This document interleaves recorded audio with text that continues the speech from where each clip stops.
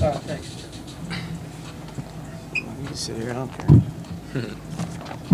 All right, guys. We'll start with an opening statement from the coach, and then we'll go to questions. All right, guys. Listen, noon game. You never know what's going to happen right there. We've had a couple of them this year. I think our guys, really, I could say, all season long have been ready to play and compete at every single game. You saw a hungry group, and I think we came out as hunters. And, it starts with our backcourt. And I thought Kobe and Deuce set a tone in the first half of being aggressive. Predominantly a zone team, as you guys all know. And I think we took them out of that and then made them guard us. So they're a good basketball team. They've got tremendous talent at the guard position. They've got tremendous height and length at the 4 and the 5. And so it makes this win more gratifying that we were able to, kind of outplay them. I think that they had a guy that was sitting with an injury. And our trainer was monitoring film to see, all right, he's in a boot, now he's in a shoe, So we're not surprised that he was back today, and he's a talented player. And I think our guys met the challenge today. Did a better job in the little back half of the final 20 minutes, taking care of pressure, taking care of the ball. But it starts and ends with guard play in March, and it's an honor to coach and have these guys on the floor for us. Open up the questions.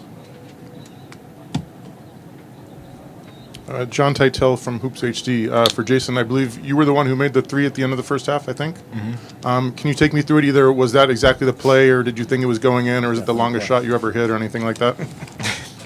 No, it wasn't really a play. It was just kind of like instinct. I kind of work on that type of stuff at like after practice or alone, just like playing around, just imagining 3, 2, 1. Just kind of something I always been trying to do my whole life, kind of. Guys, talk about the second half run. What did you need to do? Which? Theirs or ours? Well, theirs. And what you needed to do to stop it, and what kind of went through the process to get through it? I was telling my guys before the game, it's a game of runs, especially in conference play. You never know what you're going to get from the other team, especially Elon. They came to our place in the regular season. They beat us. So we knew what kind of players they had and what kind of runs they could have went on. Just telling my guys to stay humble, stay poised in the moment, don't get too ahead of ourselves.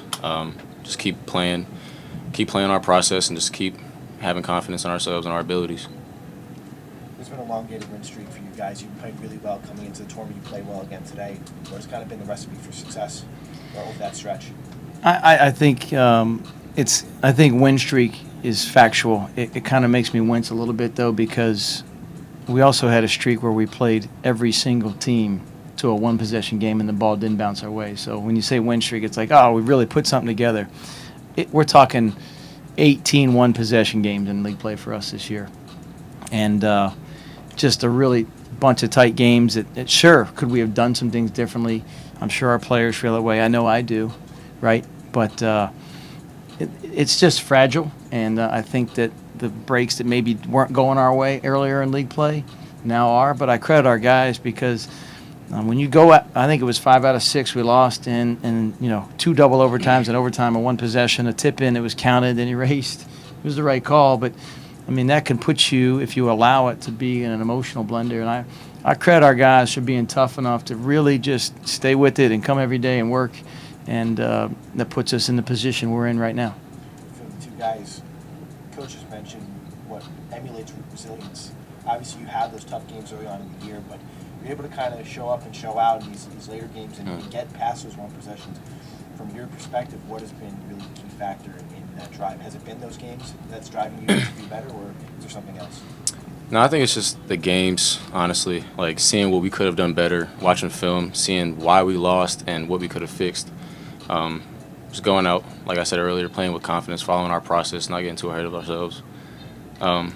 Those games kind of fueled us. Just looking back at it, like he said, we lost 5 out of 6, and we should have won all of those, I think. So just fueling the fire early. You mentioned the one possession games. I think both of your losses to Towson this year were a one-pointer and an overtime game, if I read the schedule correctly. Does it give you confidence that you've proven you can hang with the best team in the league, or are you concerned that unless you guys make your free throws down the stretch, you're not going to get it done or anything like that? Yeah, John, we also played, I think we beat William Mary and then also played Wilmington to a double overtime game that was equally as painful. In terms of Towson, listen, they're the number one seed for a reason. They had the best record. They were on the positive side of a lot of one possession games, and they're the best team in our league. So we've played everybody tightly, and I know Coach Scary is going to be trying to find a nugget to put on the bulletin board and show his guys tomorrow. He's not getting anything. It's the Coach of the Year. They got all conference players, and we'll be excited for the opportunity to compete tomorrow at noon. Anything else? Thanks, guys. See you tomorrow. God bless you. Thank you. All right, guys. Appreciate you.